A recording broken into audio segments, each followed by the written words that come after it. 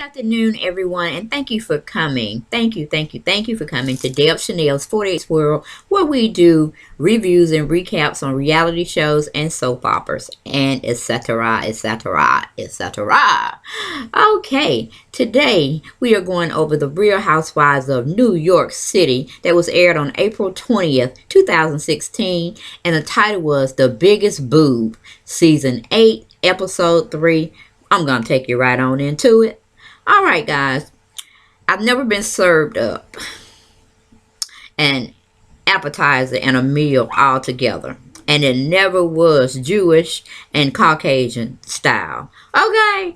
But I'm telling you, if they just, and I put something else in it, lesbian tea style as well. Okay?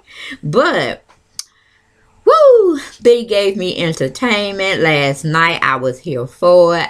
I'm Team Dorinda, Team Bethany. They pretty much got this crap sold up. You know what I'm saying?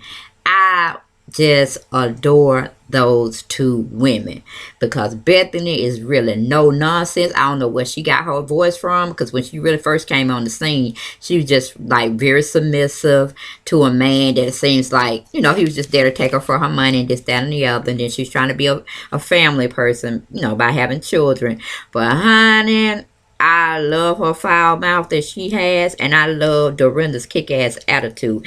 Even though Dorinda does have several faces to her, and I really like all those faces she showed me, except for this low self-esteem one that she's dealing with right now, and that's partaking of a man. I'm not really sure because, like I said, I basically just started watching The Real Housewives of New York, and she doesn't give me the impression that she's a weak person, but she does give me the impression that she's needy of a male's attention, or she needs to have a man in her life per se.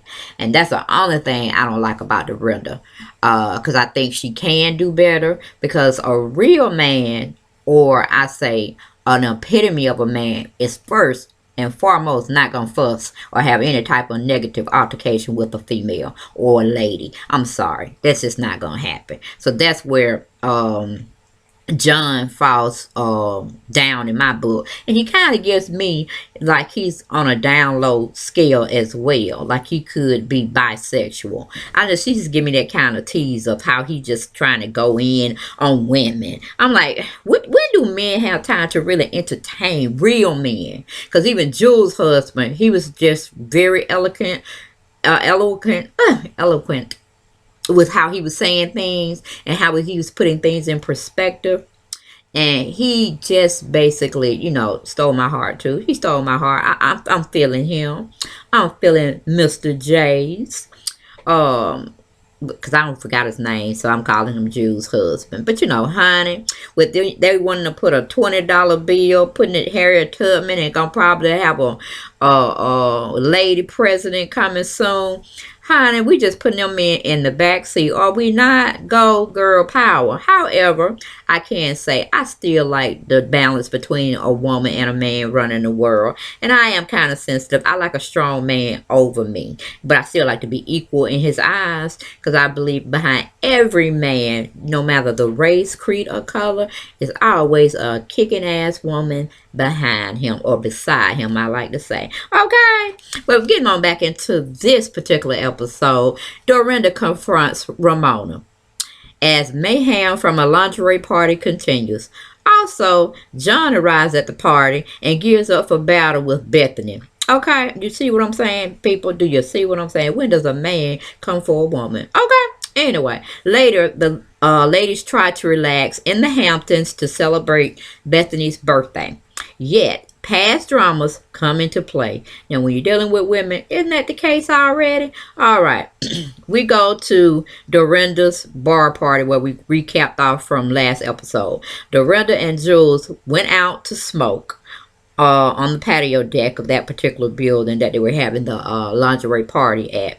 And they wanted to get some fresh air as well. And trying to talk over the situation without having the parties that pretty much initiated the argument. Getting away from them to try to sort things out and try to figure out where all this transpired and why it had to transpire. So we go to Dorinda and Bethany. They've already come back from, smoking on the patio, getting themselves together. Bethany hears Dorinda's voice, so she knows she's back in the area where they were just sitting down having cute conversation. But Bethany apologized to Dorinda for her part she played in the argument.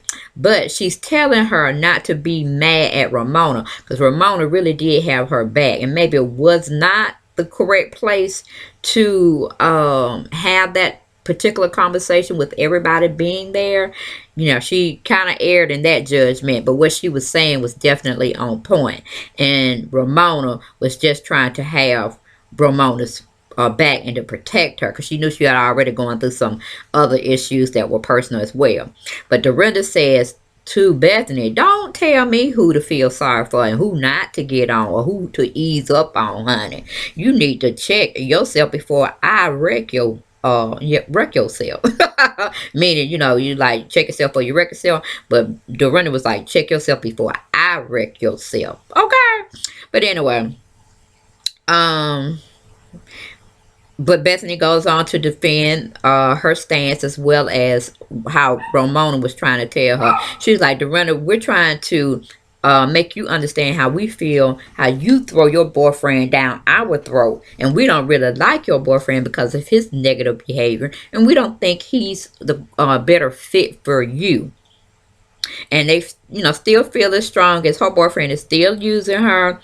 Bethany goes on to say, she thinks he's sleazy, and she wants Dorinda to be aware of it and to be ready for, diving out when she needs to, because she's basically had went through the same thing with her husband. Bethany is what I'm talking about. And so she can kind of see the writing on the wall because she's experienced it and she's clear of that situation. But again, everybody has to learn and have their own hard knocks when it comes to love and life and experiences they choose to be in, because it is a choice.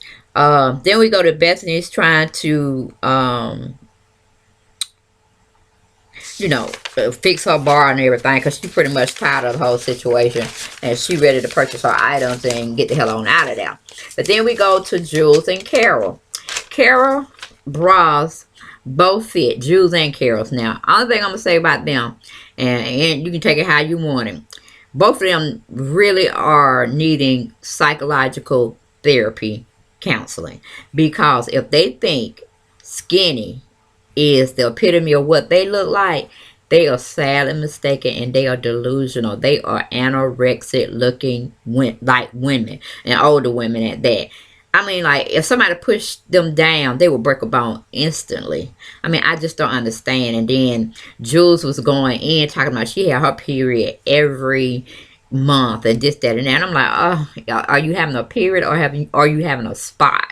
Because, when you participate in bulimia or anorexia, it does something to your body's mechanics and its makes up. It doesn't function the way it should function. And when you go into that disease of having that particular anorexia, you don't have a period. You can go months and months without it. And it's because your body is depleting itself or of elements that it needs to thrive on.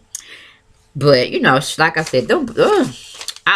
but y'all know how I feel about it, because I'm like, both of them look like -0, and it's not even funny. And the little things that they argue about here and there are so much pettier than them trying to unite as women and trying to address these issues, these social issues that are definitely impacting our friend circle. Because I'm like, Bethany could stand to gain some little more weight as well. But I think due to what she's going through with her 3-year divorce and all its elements and all the negativity that she's getting, she probably is missing meals. She's probably taking in a lot of liquids and not really eating meals that have calories to them.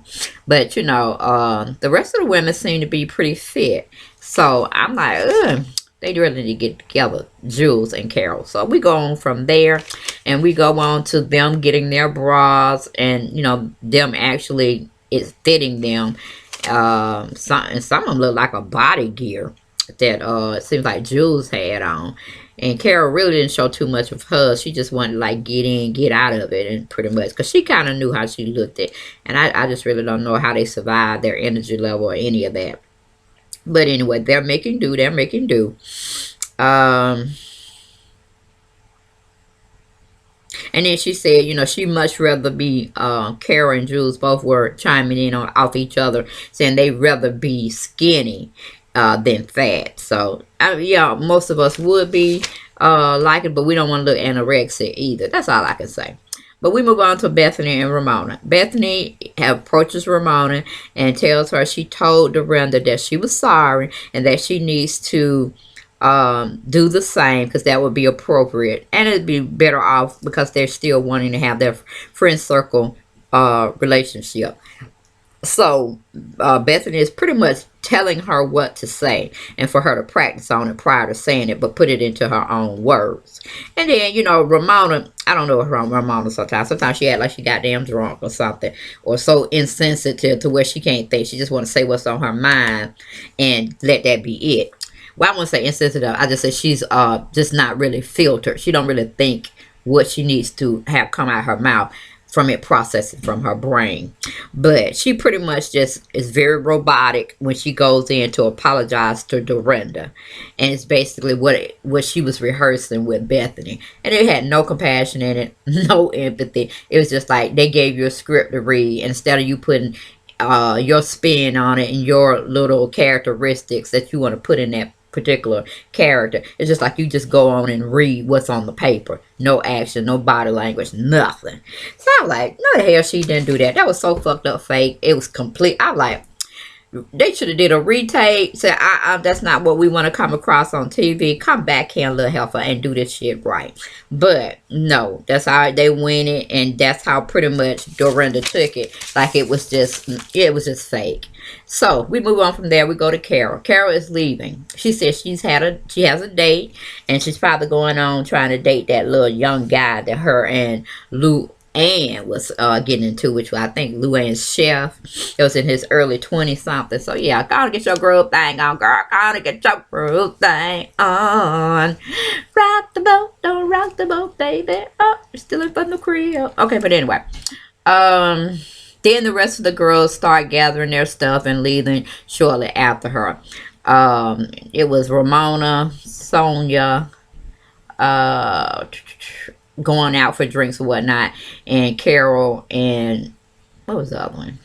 I think that was it. It was Carol, Ramona, and Sonia had exited the party shortly after one another, and the only three women that were left was Jules, Bethany, and Dorinda, and they were just really, going over what had transpired through the bra event and what things should have been said, what should have been said. But but like Bethany was saying, all of it was in strictly love. Wasn't nobody really trying to do or hurt anybody's feelings. It just was what it was. They just wanted to get all of it out in the open, so they don't want to be like they are gossiping about her. Because once you develop a story, you implement it, it's there for everybody to partake of. It's not like nobody's talking about, just as long as the people that you're talking about were in the room when you were saying whatever you're saying. So you're just probably doing follow-up when you talking amongst just certain people about that same issue, and those particular people that may have been in that situation. But anyway, Dorinda says she will continue to live by the sword, and she will certainly die by the sword. Quoting the Bible. What's wrong with Dorinda? Oh, come on, Dorinda. And Dorinda calls John to see if he's still picking her up. And then when John calls, she had him pretty much on speakerphone. Because I guess she didn't think he was going to say some asinine, stupid shit. But she was wrong on that idea. So I don't know, because Bethany had her little conspiracy mind going on that maybe one of the ladies had saw him when he was coming up in the elevator in the library room. They was telling him what had transpired, this, that, and the other, which they were wrong for that. They should say, hey, John, bye, John, whatever, But anyway, he was saying, okay, now what bitch was talking about me? Who was talking all that smack about me? And of course, Bethany's like, who he calling a bitch? This, that, and the other. She get hype on it. Because I'm like, Dorinda, like I said, Dorinda and Bethany, they are my road dogs. I would want to have them on my team all day, every day. To be ready to roll punches and everything else. Because they going to have bail money to get Deb Chanel out. Oh, yes, they are. But anyway, they're the kind of women you want to hang around. They got some pull, got some revenue behind them. In case anything get going. And it's not all, let me just say, I don't condone violence. But, when talking is done and you just ready to put up or shut up, get them hands going, then yeah, we got to lay hands on each other. We ain't coming with no knives, guns, and all that kind of stuff. We just fighting street fight, like out with our hands, whatever. But anyway, yes, gotta have that bail money if you're gonna try to put hands on people.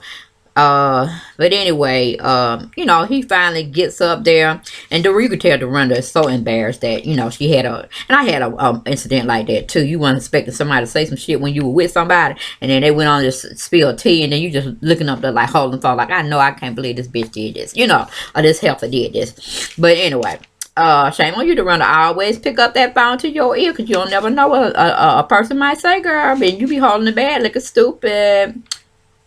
So, my Bethany guy all hyped up, telling him, yeah, bring that joker up here, because, yeah, we finna go in on his ass.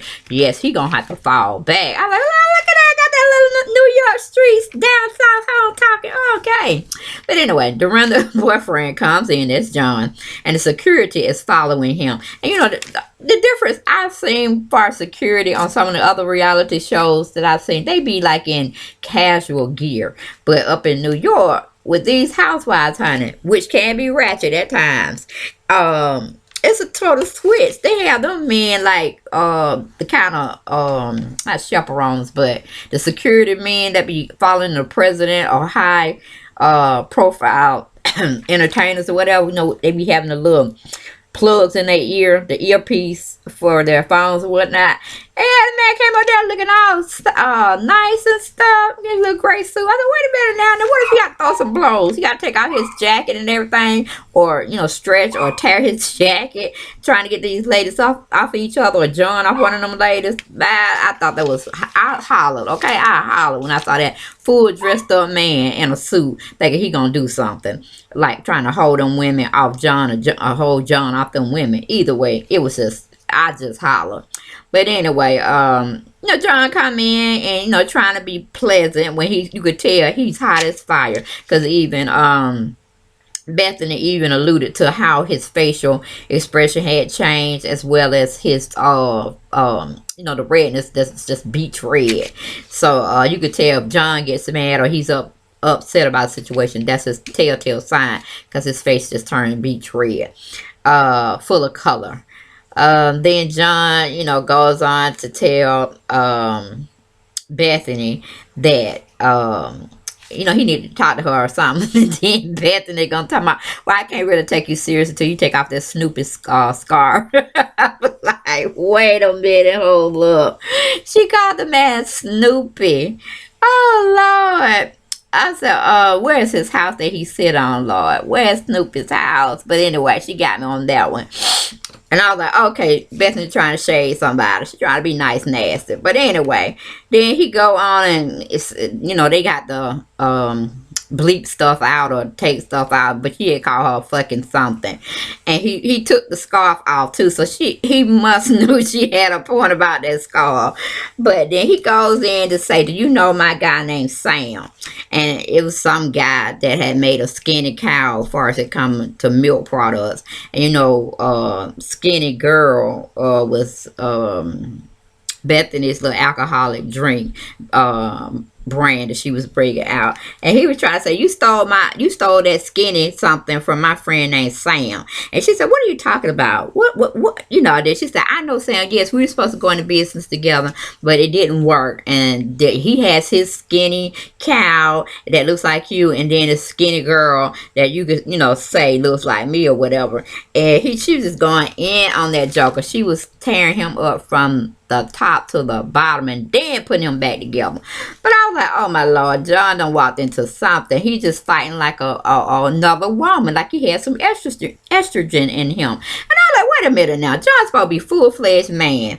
Why is he fussing with Bethany? Why is he trying to call her out on not live TV, but recorded TV programming? And knowing millions of people are going to see this show, and he's going to look like the fool, in it at the end of the day. But anyway, like I said, Bethany can handle herself all day, every day. every day, all day. Okay. But anyway, she was like, you ain't gonna come for my brand. She was telling Dorinda, you're not gonna let him talk about my brand. He could talk about me all day. He could talk about the sun and the moon, the stars and the grass or whatever. But he ain't gonna bring me down because you bringing my brand down when you try to oust me and make me look stupid. And she had got him real together. They gonna just that was a bitch move he proved when he said pull when he said he gonna call Sam. Like Sam wanna even get into the incident that they're in. That's gonna bring his brand down, stupid. Oh, I was sick of John. I'm like, John, go back from where you come from, man. Please go back. I don't know where it was. Maybe it's on a rock. I don't know, but I am really beginning to see what Ramona as well as Bethany was trying to tell Dorinda about her boyfriend, because she was like, she's gonna let both of them go. She was gonna let that full circle go of friends. She was gonna let that man go, John, because John had embarrassed her. She kept telling John to leave. She kept trying to tell, like, it's security to get him out there, because it was just, not a good look for him to come in and just start fussing with a woman about trivial shit that he had nothing to do with. Bringing out her business, telling Bethany that she don't know nothing about love just because somebody don't love her, and then telling her, she's jealous and that's why she can't keep a man or hold on to a man. And Dorinda's just horrified. She even got some pink in her cheeks, like she was bawling, mad with what John had said about, Bethany and stuff. Because a woman getting a woman together and a man getting a man together, that's how it's supposed to be. Because a woman can never get a true woman together. I don't even care, if they call themselves gay, lesbian, whatever. Only a gender can get another gender together. Okay?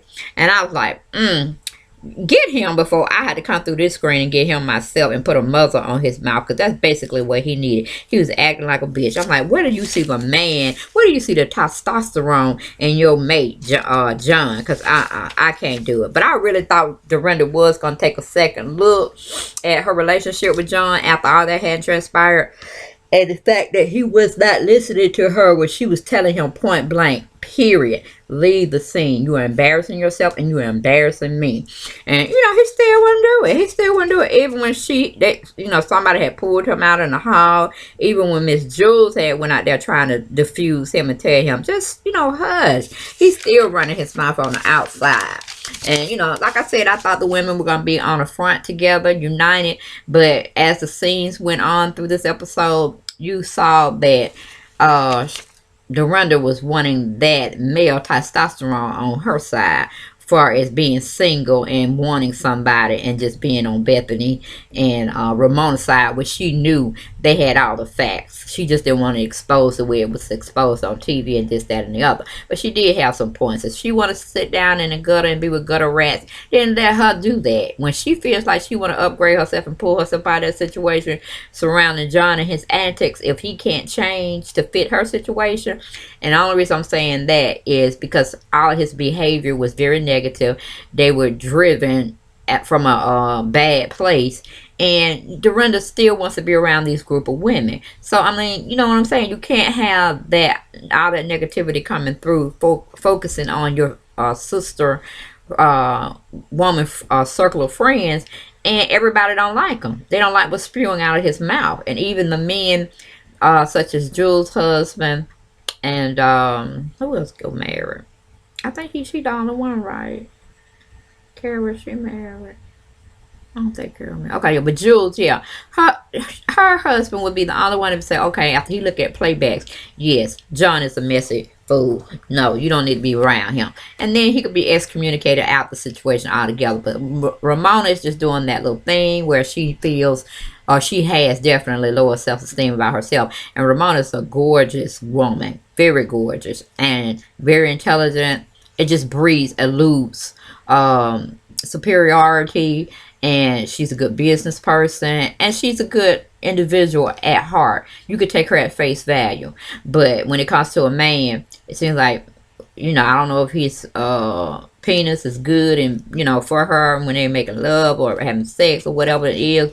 But, sometimes we got to pull up women. It ain't nothing about just, that, that meat getting us, satisfied.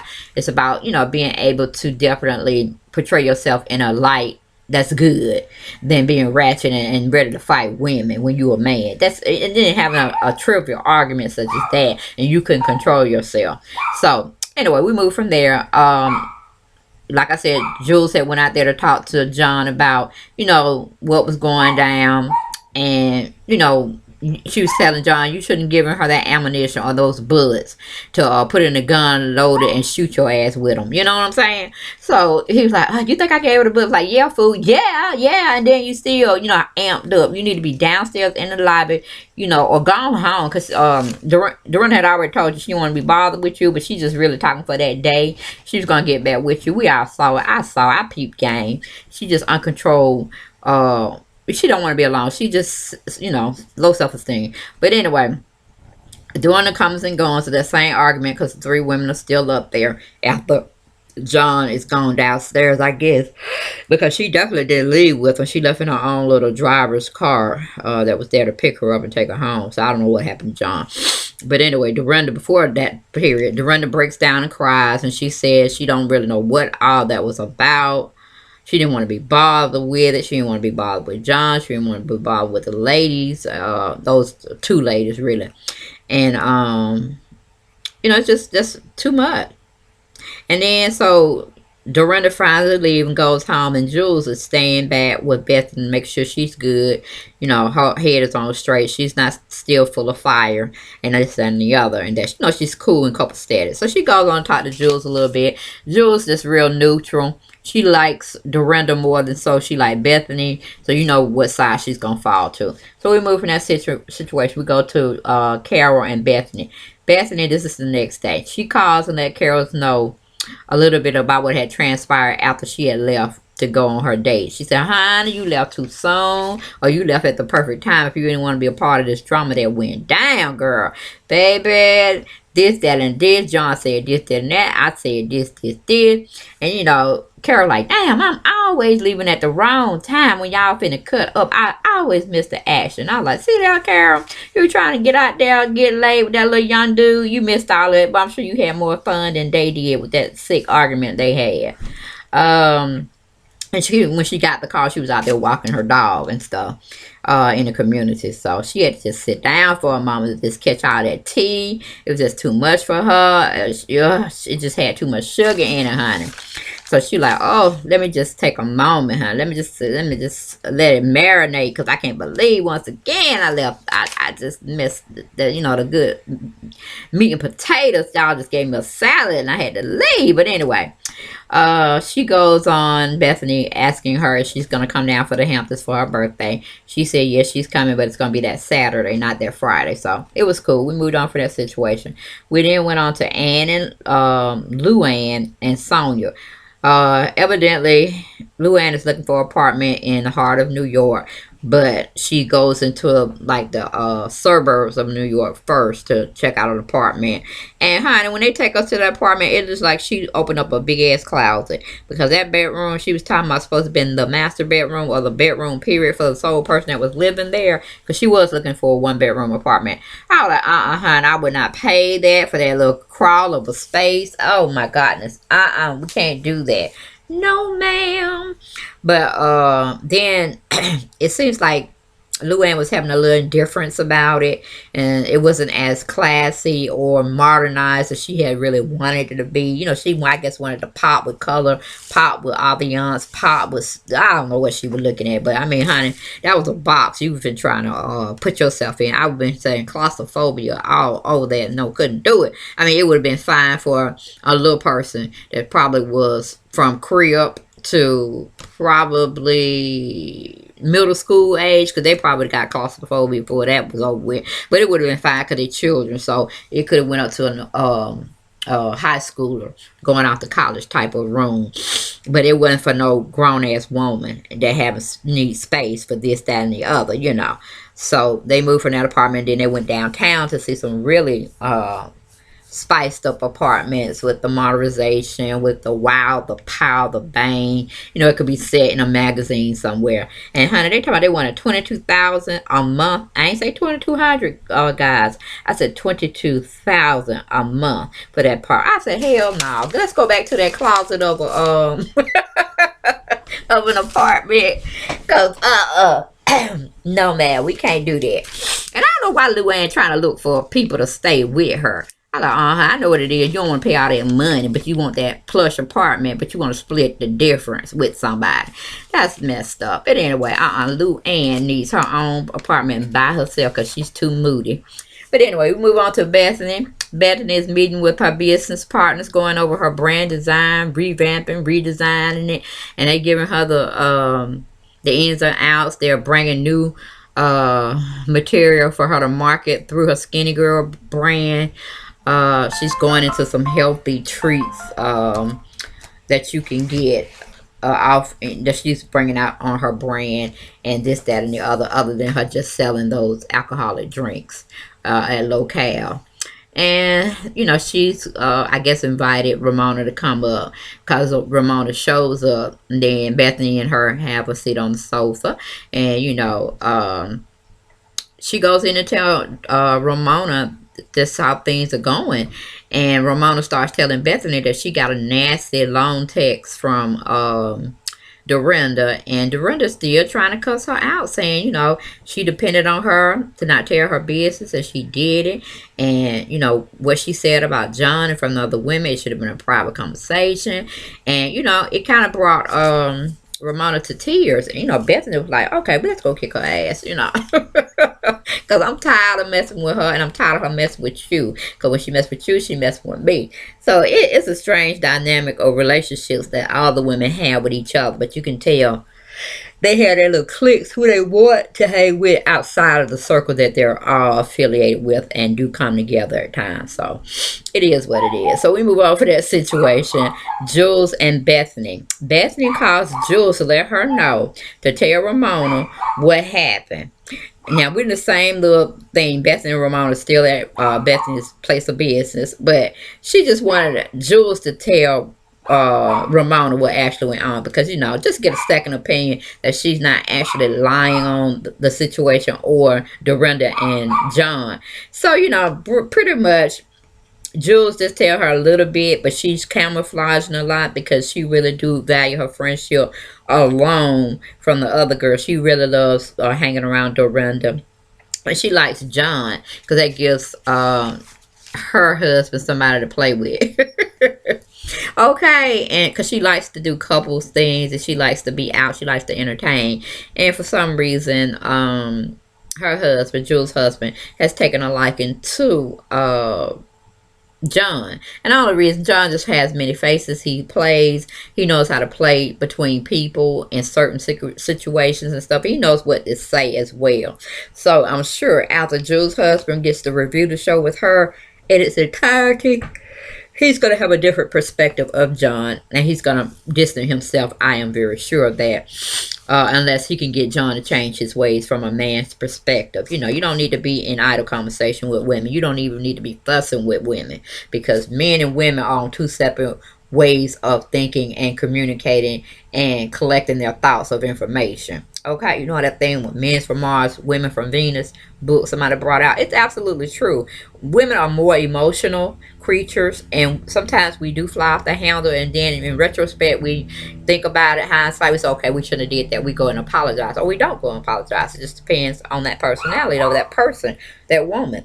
But when a man drops down and have those same estrogen tendencies to go back and forth, then their hormones are out of balance, because testosterone and estrogen don't supposed to meet like that. But anyway, she pretty much really say enough to say, yes, Bethany was attacked, things did get out of hand, but that's pretty much how she put it. Both sides could have been a little lenient and backed off each other, and it didn't have to explode the way it did. However, it did happen, but she's still team Dorinda and John, and that's just the way it's gonna be for now anyway. So we go from that scene, take commercial, we come back. Jules is running around shopping with the kids, trying to get them together, and she's exhausted. But one thing I'm gonna say, Jules, hell, you don't have any meat on your bones, okay? And you look half dead. unless, you put some makeup on or whatever and get yourself some color, because you're just too thin. You are really too thin. You just look like a skeleton. If you didn't have the clothes on, we just had to look at you naked all the time. Maybe you could see what we're seeing, but then your mind still may be playing tricks on you that you're a healthy, vibrant woman. When no, you may be vibrant, but that's probably where some of your exhaustion is coming from, because you don't have enough energy. You don't even take enough calories to have adequate energy to run around. So it is what it is. I'm glad you're not working, because I don't see how you could. Anyway, we move from there. Dorinda and John. Oh man. They still, no, Dorinda and John said they are not going to spend the night at Ramona's house when they're down in the Hamptons, because it just wouldn't be a good look. They just, they know what side Ramona plays on, and it just is what it is. And like, again, he's talking too much. He don't have a pot to piss in or window to swing it out of, but he's getting too much into Dorinda's friendship with her friends and coming accustomed to certain lifestyles. And I was just saying, Dorinda, watch him, watch him, watch him, because where there's smoke, there definitely will be fire. Okay. Bethany is getting ready for her birthday celebration weekend, and she's basically trying to have drinks with Carol. Not Carol. Yeah, Carol. No, Ramona. Because Ramona also has a house in the Hamptons as well. Bethany just built one. Jules is in a renovation of one. Luann, she has a house in the Hamptons as well.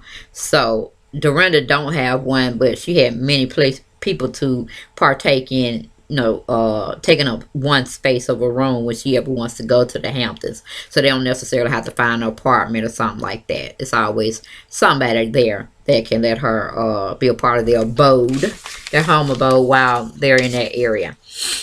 Jules and her husband are at their home, and they're, still renovating some things.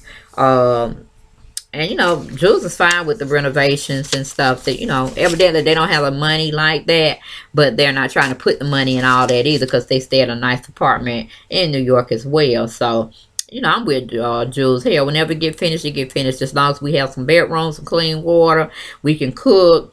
We just barcade the stuff like the indoor pool and all that out so the kids don't get hurt. We cool, because we don't spend our time down here. We may come 3 times a year. That's it. Whatever. As long as we got lights, gas, water, we good. So don't be trying to judge me. Don't try to judge me, Bethany. Okay. But anyway, we already found out Dorinda and John were on their way, and they were still talking nice nasty about Bethany and Ramona and this, that, and the other. Like I said, John don't have no reason to talk. He ain't got a pot to piss in and a window to throw it out of, okay? So he definitely don't need to be talking. And Dorinda, with her still wanting to be a part of their sister circle friendship thing going on, she needs to shut her mouth too. Now, I'm team Dorinda all day long, but I know how to get another woman straight. So Dorinda, fall back, honey. Sniff and sip, okay? And they finally get to the home of Jules and her husband, and they just really got there shortly after they arrived. So they were trying to do their little communion thing as quick as they could, because it was their holy day where they were celebrating their Jewish custom faith then. So they were just it was a hot mess. Cause I'm like, okay, if we're gonna do it right, do it right. Don't be just quickly doing stuff. You could have did this before you actually left. But anyway, we move on. Scene goes to Jules and Dorinda. They both were talking about the issue that happened in the last event they had at the bra thing. And of course, Dorinda was talking all big mouth and this, that, and that, but she really couldn't come to the part to play all that big talk when she got in front of the said women at the particular time. But she rose to the challenge. She rose to it. She just really, I believe, just controlled with that dick. That man doing it to her good, and she don't want to be alone. That's just, my feelings. She wants a man in her life, and that's the way it's going to be. Okay, we get to Bethany and Ramona. They're both are having drinks. They're talking about John's behavior. Bethany's talking about he served it up to her on a platter. She took the bullets, the gun, and fired it back at his ass. And the people fell where they needed to fall. But Dorinda had a very good viewpoint of how John can get out of pocket. And definitely trying to get a woman straight when he's a man, you can't do that. Okay? You cannot do that. Only a woman can get a woman straight, and only a man can get a man straight. And when we trying to get a man and a woman straight together, it don't work. Okay, that's too much going on. Too much. But you know, she's defending John's behavior, and you know, I'm like, come on, Dorinda, now you gotta place blame where place blame. So she wouldn't want coming with the truth.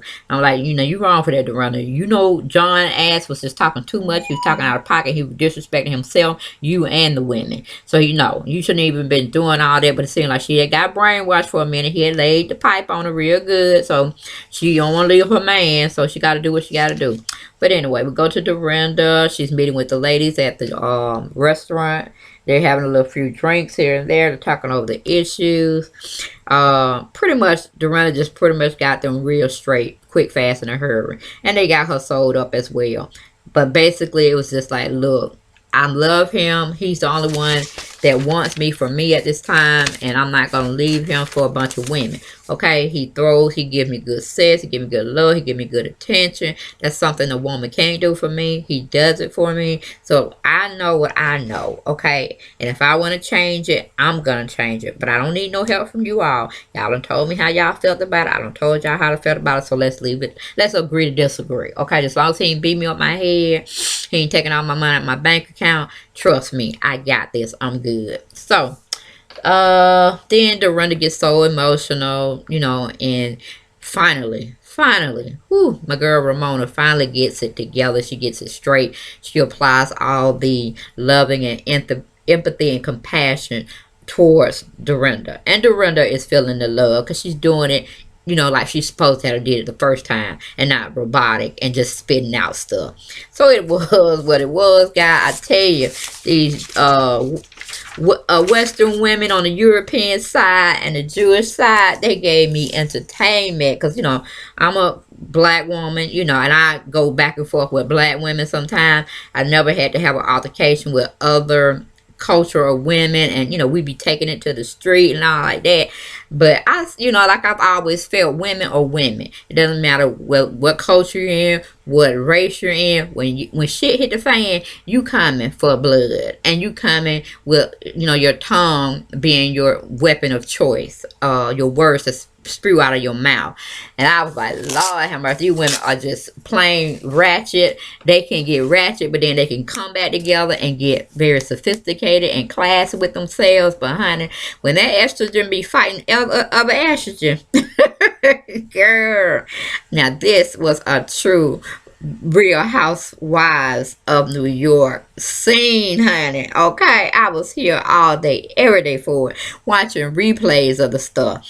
I was like, oh my goodness, this is too much. They gave me my entertainment. They gave me my entertainment life on yesterday. So if you haven't watched Real Housewives of New York City, I tell you, you need to watch it, baby. And if you ever want to look at the Real Housewives of Atlanta, they are ratchet too, honey. But it's another whole type of ratchetness. But it's still estrogen on estrogen. Now, the Dallas of Housewives, I'm trying to get with them. They have some bossy ass bitches on that too. But there's nothing compared between Atlanta and New York. But one comparison that does come is Potomac. So you might want to check that one out. Real Housewives of Potomac. They have some classy women on there too, but know how to get ratchet in a minute on your ass. So it was real good. It was real good. It's one of my top ones, I tell you. Between all the housewives, it would be my best one. New York. Then it would be Potomac. Then it would be Housewives of Atlanta.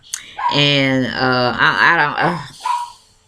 I'm trying to make it with them Dallas women, but I'm telling you, the only one that give me true entertainment is Brandy and Stephanie crazy ass on that show. But the rest of them, Leanne needs to be in a mental institution pretty much. Tiffany I could support, but she too wishy-washy at this time. Same thing with Carrie. So the only person I'm really riding from this show is Brandy. Brandy give it to me every day, all day. So that's how we are. So tune again in for The Housewives of New York City. Next episode, I will be bringing it to you. I hope you enjoyed this episode of the show. It was, I'm telling you, I love it. I love it. I love it. I love it. And try to check out my other channel that I share with my daughter. SNS, let's talk about it. The S is stand for Starr Kraziness, which is my daughter. Her real name is Chauncey, though, Shonse. And my name is Chanel, my middle name. So there you go. Try to check out that when you have time. And then she has her own show for 25-year-olds or in their age range. It's Starr Kraziness.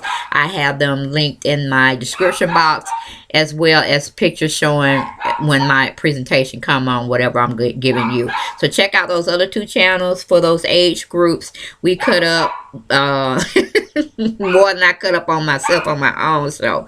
So it has a life of its own when we're dual together. And then she has a life of her own, giving it to her subscribers as well.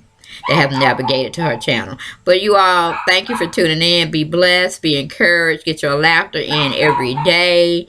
Stay prayerful. Stay prayed up. And God bless you. And I'll see you next time. Okay? Take care. Bye-bye.